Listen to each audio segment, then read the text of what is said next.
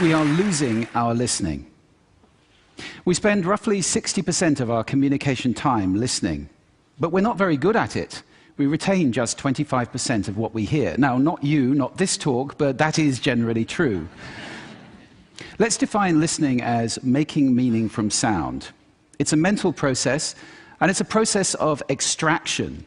We use some pretty cool techniques to do this. One of them is pattern recognition. So in a cocktail party like this, if I say, David, Sarah, pay attention, some of you just sat up. We recognize patterns to distinguish noise from signal, and especially our name. Differencing is another technique we use. If I left this pink noise on for more than a couple of minutes, you would literally cease to hear it. We listen to differences, we discount sounds that remain the same.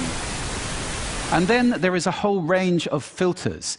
These filters take us from all sound down to what we pay attention to. Most people are entirely unconscious of these filters, but they actually create our reality in a way because they tell us what we're paying attention to right now.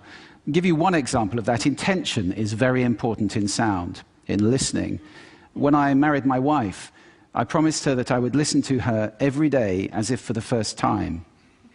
Now that's something I fall short of on a daily basis. But it's a great intention to have in a relationship. But that's not all. Sound places us in space and in time. If you close your eyes right now in this room, you're aware of the size of the room from the reverberation and the bouncing of the sound off the surfaces. And you're aware of how many people are around you because of the micro noises you're receiving.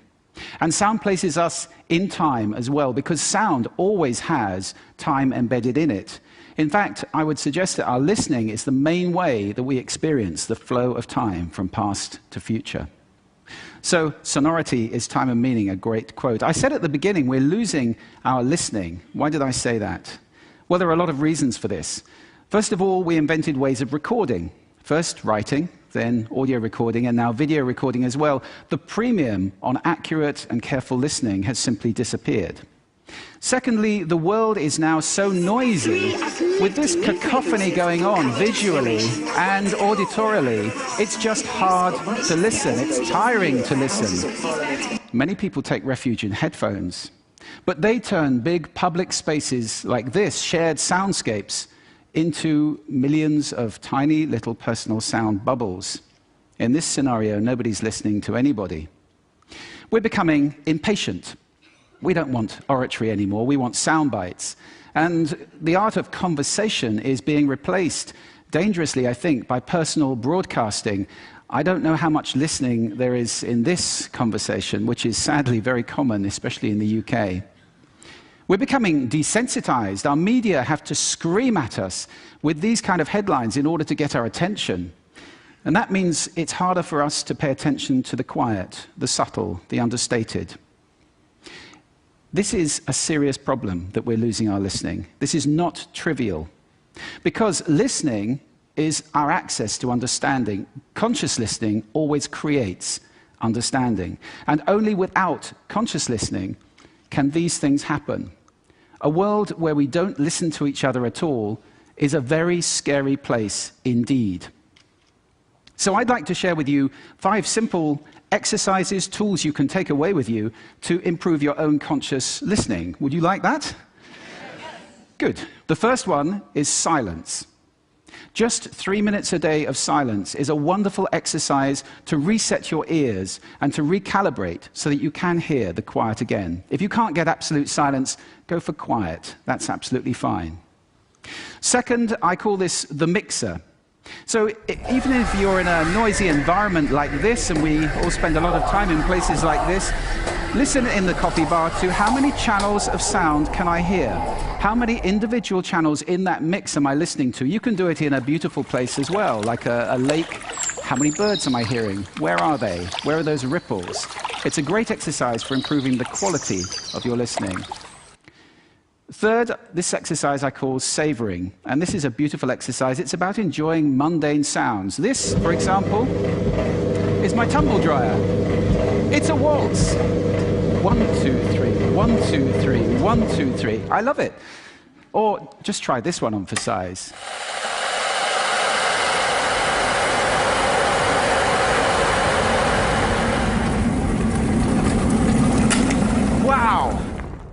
So mundane sounds can be really interesting if you pay attention. I call that the hidden choir. It's around us all the time. The next exercise is probably the most important of all of these. If you just take one thing away, this is listening positions. The idea that you can move your listening position to what's appropriate to what you're listening to. This is playing with those filters. You remember I gave you those filters at the beginning? It's starting to play with them as levers, to get conscious about them and to move to different places. These are just some of the listening positions or scales of listening positions that you can use. There are many. Have fun with that. It's very exciting. And finally, an acronym. You can use this in listening, in communication. If you're in any one of those roles, and I think that probably is everybody who's listening to this talk. The acronym is RASA, which is the Sanskrit word for juice or essence. And rasa stands for receive, which means pay attention to the person, appreciate, making little noises like, oh, okay. Summarize, the word so is very important in communication, and ask questions afterwards. Now, sound is my passion, it's my life. I wrote a whole book about it, so I live to listen. That's too much to ask for most people. But I believe that every human being needs to listen consciously in order to live fully. Connected in space and in time to the physical world around us, connected in understanding to each other, not to mention spiritually connected, because every spiritual path I know of has listening and contemplation at its heart. That's why we need to teach listening in our schools as a skill. Why is it not taught? It's crazy. And if we can teach listening in our schools, we can take our listening off that slippery slope to that dangerous, scary world that I talked about and move it to a place where everybody is consciously listening all the time, or at least capable of doing it. Now, I don't know how to do that, but this is TED. And I think the TED community is capable of anything. So I invite you to connect with me, connect with each other, take this mission out, and let's get listening taught in schools and transform the world in one generation to a conscious listening world, a world of connection, a world of understanding, and a world of peace. Thank you for listening to me today.